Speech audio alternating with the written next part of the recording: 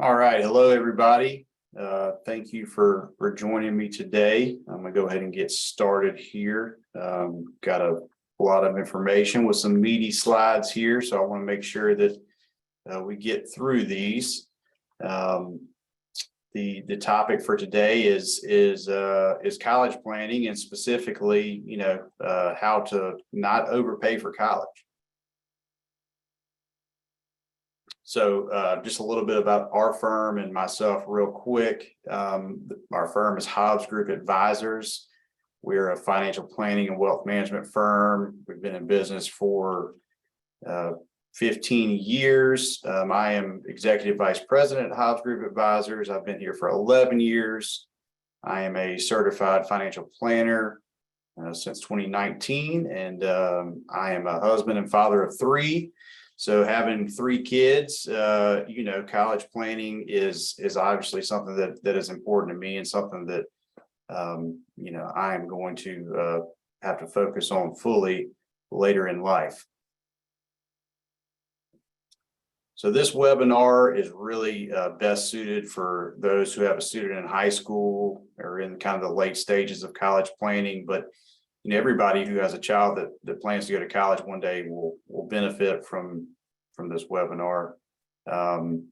Raising your kids is hard enough, and you're working and saving for college, and then all of a sudden, it gets here, before you know it, and your kid is a junior or senior, and you realize that you've saved and you thought about college, but it's here, and you kind of want more of a plan. So you start researching colleges. All of a sudden there's some sticker shock there. There's always some sticker shock when it comes to the cost of college, plus room and board. Everything is higher than you expect. The stress kind of piles on as you apply to schools and visit schools, and you get brochures in the mail from colleges, and you hear your friends and family talk about where so-and-so is going to college, or where so-and-so went to college. And there's a lot of, opinions and things out there about, which colleges are good, which ones aren't, and all this good stuff. So a lot of that can, lead to poor decisions when it comes to which college to go to, how to pay for it. That these poor decisions can negatively impact your family's financial health for years. And, it is possible for, your student to go to a good school and have a great experience, all without, saddling anybody with any unnecessary debt or, any negative financial consequences that last. So some of the dynamics, that come into play that result in people overpaying for college, or the competitive pressures, with students and parents. They feel academic and social pressure. Like I said, hearing other people talk about who got into what college and where everybody, who's going to what college. Colleges even target, your students. They want them to apply, mostly so they can, reject the application. To be honest with you, a lot of the bigger schools like to have a large rejection rate. It makes them look better. Your students' list may be uninformed, with unrealistic college choices that are influenced by popular rankings lists that don't really factor in the most important things about that college. Then you get deadlines that can promote rash decisions, and a lot of school guidance counselors aren't really trained to help families figure out how to pay for college. So there's a lack of knowledge and guidance when it comes to figuring out how to pay for college and really not overpay for college. And a lot of the overpaying, once again, is driven by people wanting to go to brand name schools, and not really evaluating the true cost and benefits of the different options. But there's hope. So what do you need to know to avoid overpaying for college? Well, the first thing is that you as a parent or grandparent should lead the college selection process. You know, I'm not saying that you shouldn't involve your child in the college planning process, but, you know, parents really need to know what they're willing to pay and where that money will come from. It's just too easy to go into the search process blindly, you know, look at every school that shows up at a college fair or sends you, you know, marketing materials, and all of a sudden your student falls in love with that certain school. And, you know, if that school is not in the realm of possibilities financially, well, it's a bad situation to have to tell your student that, you know, that school is just not in the card. So, you know, I've seen parents, you know, let their children apply to their dream school just to see what happens. And of course, you know, more times than not, the child gets into that dream school and the parents all of a sudden kind of find it impossible to tell them that it's not in the cards. And, you know, people end up paying more than they should, or really more than they can afford for these dream schools. So it's much better to kind of know your facts and figures at the beginning and just have an informed search for college. You know, one thing that you don't hear much about, and why it's also a good you know, reason for you to really pilot the college process for your, you know, with your child, is that, you know, a lot of children end up going to school and dropping out. You know, 1/3 of them transfer to another college at least once.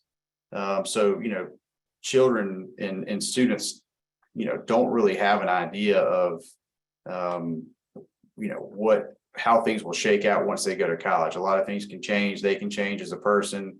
So it's a good idea for the parent to be involved in this process. You know, I tell people all the time that community college or tech school for the first year really isn't a bad option. You save money. Your child can get kind of their prerequisites out of the way, you know, at a lower price, and really figure out if college is for them or not, especially if they're, you know, not 100% sure that they want to go to college.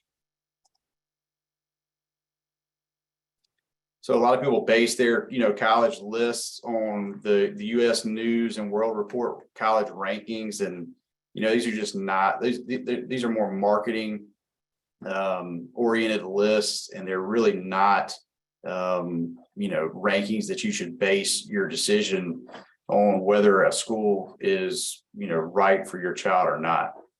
They don't necessarily measure the most important factors when it comes to those rankings. Those rankings are very easily gamed by these universities. There's a formula that goes into those that isn't necessarily a formula that adheres to, you know, what you should be concerned about as a parent who has a child that's looking to go to college.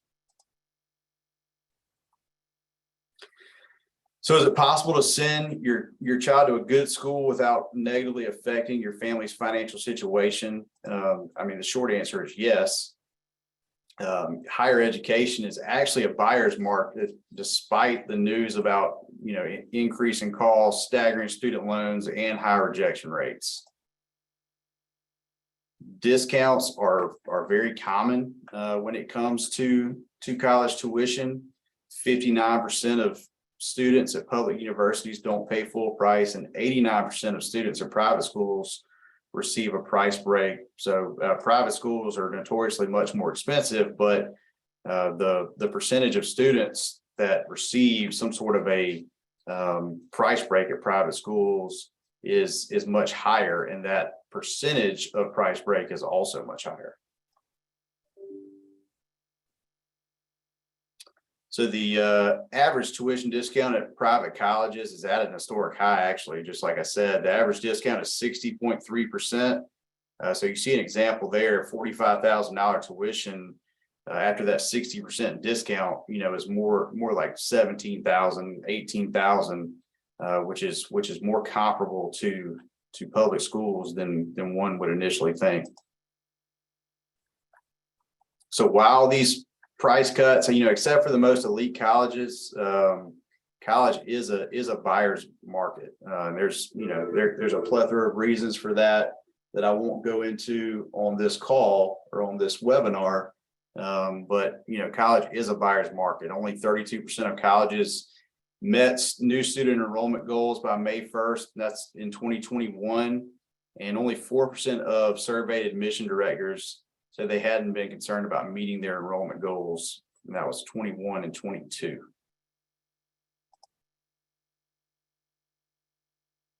So what are the key things to focus on in order to successfully navigate the college funding process? Well, doing the research is the key here. So you got to gather the pegs, and I hate acronyms, but they can be useful to retain information. But PEG stands for the price, the expected family contribution, the graduation rate, and starting salary for your schools to start the process of identifying the best deal and best price. Before you can start planning in terms of money and cost, you want your student to think about what they want to major in, what are their goals, will that intended major help them reach those goals? What are the best schools for that particular major and those particular goals? So PEG's price, learn to use a net price calculator to discover a school's true cost. Expected family contribution, that's really how much you're expected to pay for 1 year of college based on your financial situation. Graduation rates, those are all available online. So for each particular school, how many, what percentage graduate and how many years does it take for them to graduate on average? And schools also post salary information. So, compare the potential tuition costs with how much your graduate will earn for, their particular major in their particular field. All universities post that data. So a net price calculator is something you should familiarize yourself with. It provides kind of a personalized estimate of what 1 year of college will cost for a particular school. And it's really the cost of that school minus what scholarships and grants your student, may be eligible for based on your student's academic merits, your potential financial need. So it's a customized, price tool for college shopping. And, you want to use that net price calculator before your student applies to a college, just because if the net price results are bad and it's a school that's not going to be affordable, you want to limit the expectations for your student that may not be the school, for them. It may not be a realistic possibility for them to attend that school from a financial perspective. And the easiest way to find net price calculator, because universities typically bury those pretty deep in their websites, is just Google the name of the school and net price calculator, and you should, more times than not, be able to find what you need. The next most important thing is your expected family contribution. That's a financial aid formula that represents what your household should contribute for 1 year of college. Once again, this is a personalized number based on your own financial situation, and it helps determine if you qualify for aid, but it isn't the actual dollar figure you will pay. It is just a rough number for how much, based on your financial situation, you should expect to pay.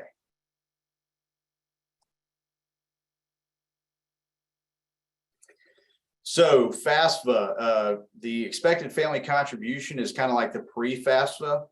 It's kind of like a, just rough draft of the FAFSA, but when you really find out your actual expected family contribution is by filing that FAFSA form.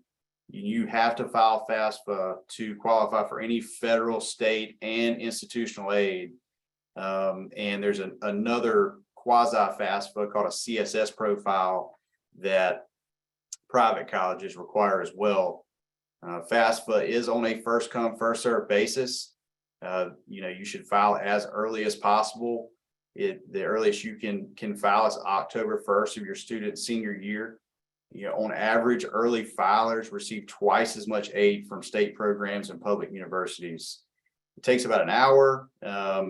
This step blew my mind. Only 53% of families complete FAFSA. So that means 47% of families do not complete FAFSA. That's pretty unbelievable to me. It uses your prior tax return. So for 2022 FAFSA, you'd be using your 2020 tax return. So waiting to file your tax return is really not an excuse not to file FAFSA, and it must be filed every year that your student is in college, because it is recalculated every year. So graduation rate, like I said, these are online. There's if you just Google college results online, you should research, who all graduates and how many years it takes. The 4-year graduation rate for public universities is less than 50%, and in private universities it is barely over 50%. So what I take that to mean is that you should plan for your child to be in school for more than 4 years. So salary, these are also available online. Like I mentioned before, the websites are Educate to Career and the Federal College Scorecard. I would just Google those. But the idea with college, the idea that you get what you pay for does not necessarily apply to college degrees. The most expensive schools don't always have the most expensive starting salaries. Return on investment is what is really most important here. So, what could your student expect to earn after graduation in a certain field, for their particular major at their particular school. So will you qualify for financial aid, and how does that impact the other money sources? This is best understood. This is, best answered when you understand, how financial aid, scholarships, loans, work study, and tax credits kind of work together to produce the lowest college costs possible. So the types of financial aid are grants and scholarships. Those are free money. Those don't have to be paid back. That's the good stuff. We all know what loans are. Work study, this is where a university will allow a student to work to potentially receive some tuition discounts. And then there are tax credits, and those are not advanced to parents who are paying for college. Those are just reclaimed on a tax return. So that's kind of more of an indirect form of financial aid. So scholarships and grants, most scholarships are merit-based, and they require, maintaining a certain GPA to keep the aid. Grants are awarded based on need, so they're based on a family's financial situation. Public universities, often post merit award requirements on their website, and also list, different scholarships that are available at that university on their websites. And you can also look up, a college's need-based aid package and merit scholarship on their website. That is, data is really incorporated into the net price calculator that we talked about earlier.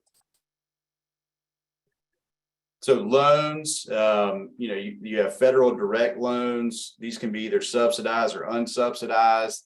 They're subsidized. The government pays the interest while the student is enrolled. Those are need-based. Unsubsidized, everybody, should qualify for those, but the government does not subsidize the interest on unsubsidized loans. There are also direct loans for parents. Interest rates are much higher on those. So, the federal direct loans, if the loan route is necessary, is the best type of loan.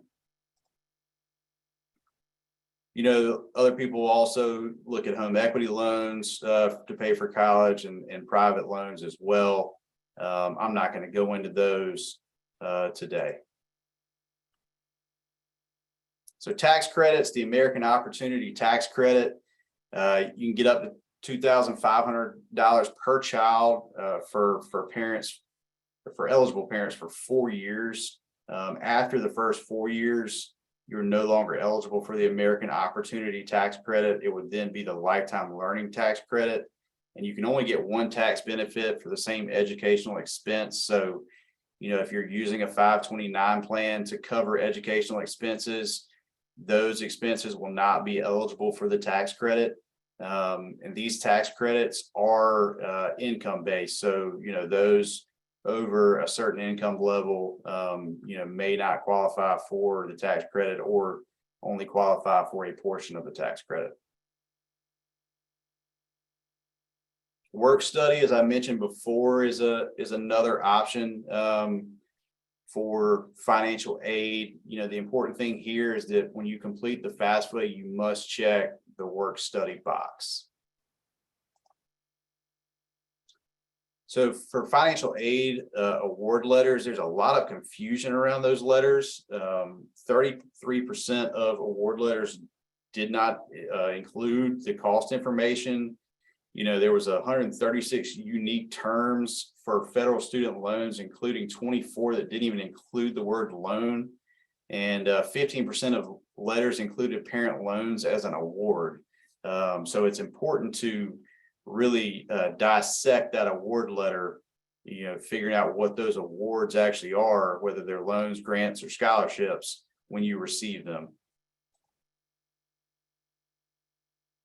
You can actually appeal financial aid and merit awards, and you can file an appeal even after the official deposit deadline. You can also share competing offers with admission departments, competing offers that you get from other colleges, but don't use the word negotiate. Apparently that is a bad word in the admissions department realm. So stay away from that word, but subliminally share those competing offers. So on average, the recent average amount of aid is $15,210. The average family in 2019 and 2020 spent $30,000 per year on college. And you see 58% of that was covered by scholarships and grants. So with admissions, the biggest admission factors are college prep grades, strength of high school curriculum, and SAT and ACT scores.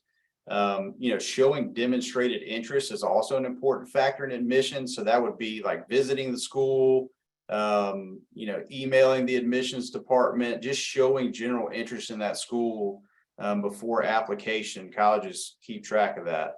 And there's also SAT and ACT scores are increasingly less of an admission factor, and there's a growing number of test optional schools, and you can find a list of those at fairtest.org.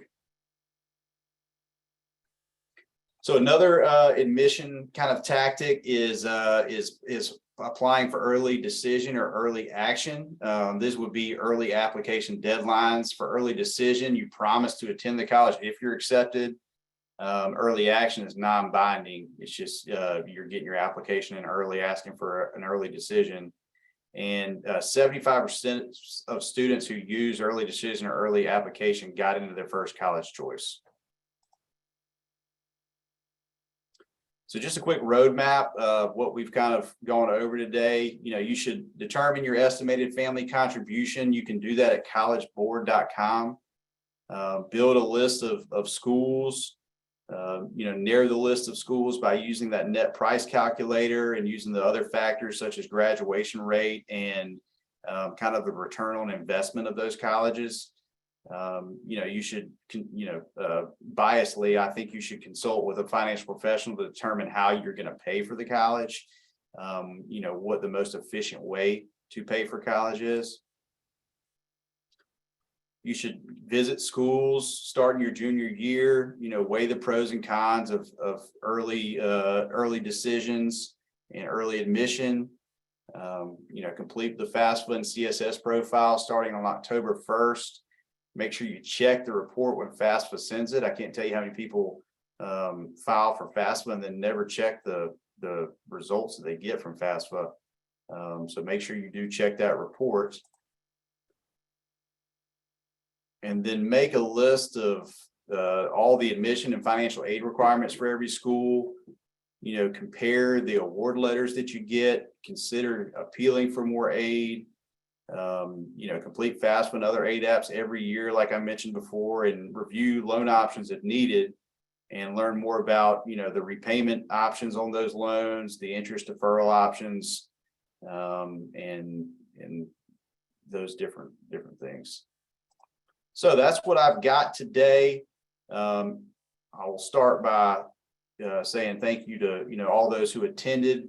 If there are any questions, please type them into the Q&A box or the chat. I believe you can use either one. I will open up the floor for some questions now.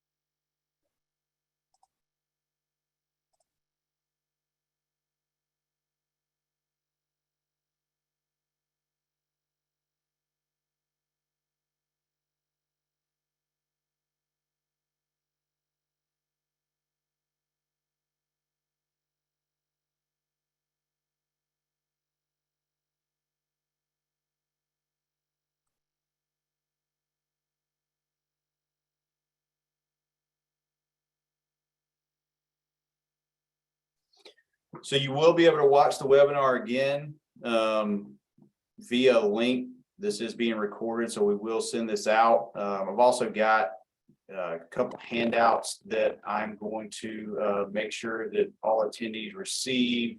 One of them just goes into a little bit more detail on, you know, what I've talked about today, and then we also have a key college funding data kind of hard card for 22 and 23 that gives you some more stats and reinforces some of the things I talked about today.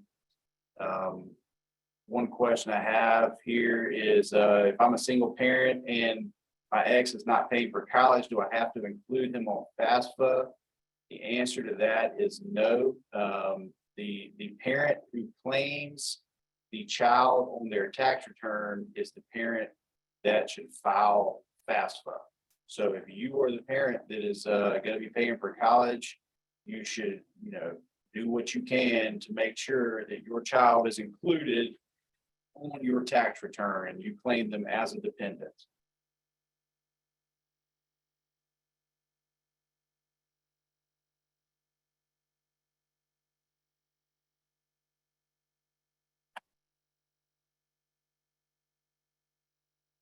If you fill out, so I do have a question, do you still have to fill out the FAFSA form if I complete the CSS profile? To my understanding, yes, those are two separate things and both need to be, both should be completed.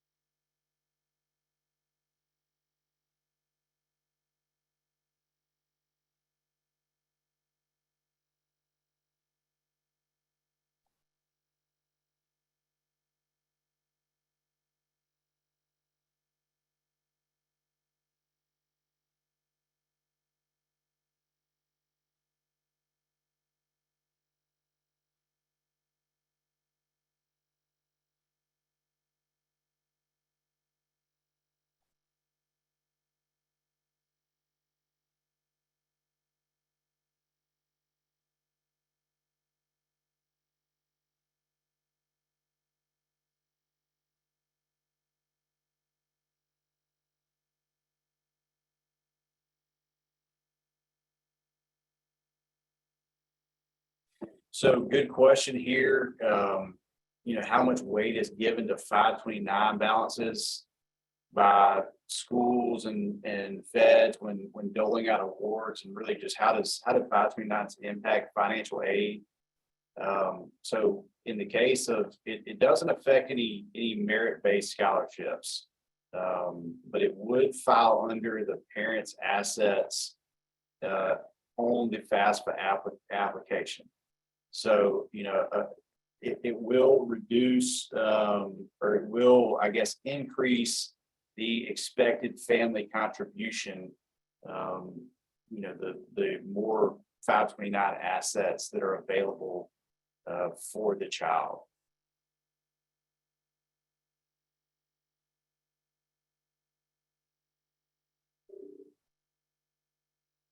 So, that's one thing about 529s as well, is that it's why it's important to be owned by a parent, because if the student owns a 529, students are expected to contribute a larger portion of their assets to their own education. So if the 529 is student owned, that expected family contribution would be even higher than if it were a parent-owned 529.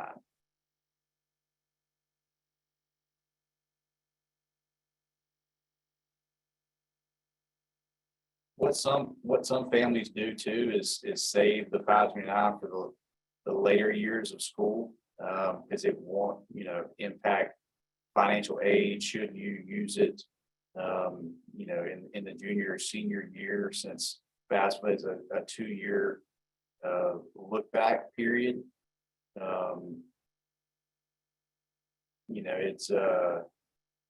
It's 529s do impact financial aid, but they're still great to have because they're tax-free money to pay for education. There's really nothing else like it, and it just gives you a layer of flexibility in paying for college and affording college, really.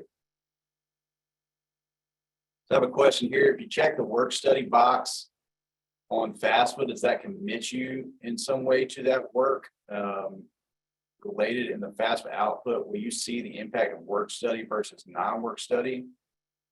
I'll be honest with you, I do not know the answer to that. I would think that you are not committed to that work study. Like, I don't think you're signing a blood oath to work for that university. But that's a good question. I'll tell you what, that was an anonymous question, but if somehow you can let me know who you are, I will get that answer for you.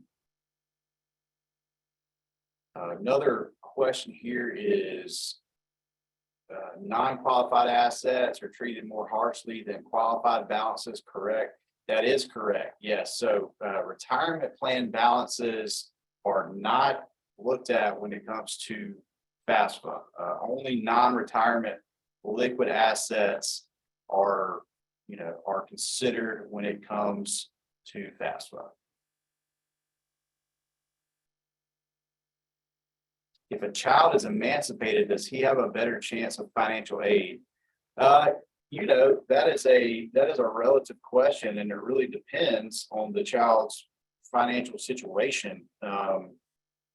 If the child is emancipated and not really earning any money, then the answer would be yes, because it would be their financial situation that is looked upon to determine the financial aid. If the child is emancipated but has as much earnings or more earnings than the parent for whatever reason, then the answer to that would be probably no. It would be better for the parent to claim the child and file the FAFSA. So that is an it depends question. There's no yes or no on that one.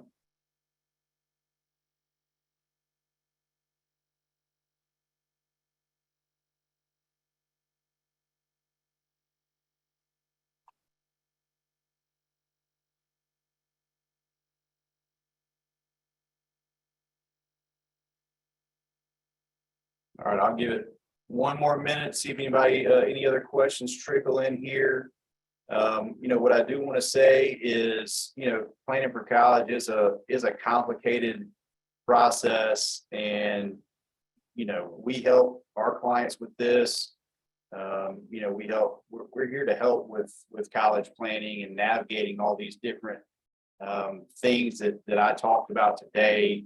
As far as using net price calculators, coming up with an expected family contribution, figuring out, how to best utilize the resources that you have, to effectively pay for college in combination with financial aid, scholarships, helping you analyze return on investment of different colleges. We're well versed in all this. This is what we do.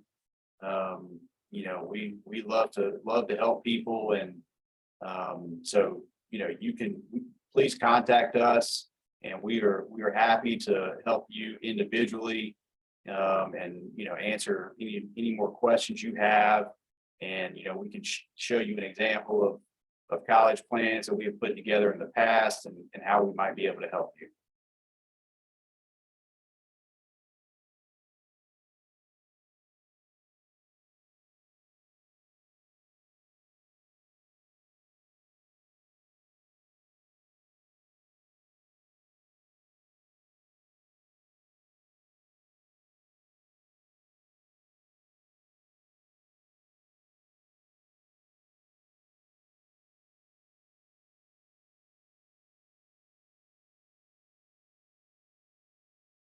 Okay. Oh, do we have one more question? No, we don't. Okay. I think that we are good. Oh, I do have one more question.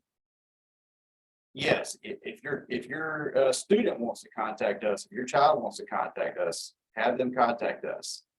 We will certainly help them and get them kind of pointed in the right direction.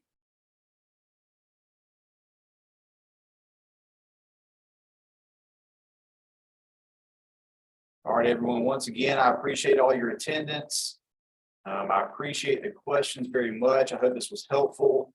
I'm sorry we only had 30 minutes to do this today, but the goal is to let you know that we're here to help you. We can kind of help you delve into this farther and get a more detailed answer on any of these questions. Get an answer that pertains more directly to your personal situation, and put a funding plan together for you as well, if that is something that you are interested in. Thank you so much again, and we look forward to seeing you on future webinars.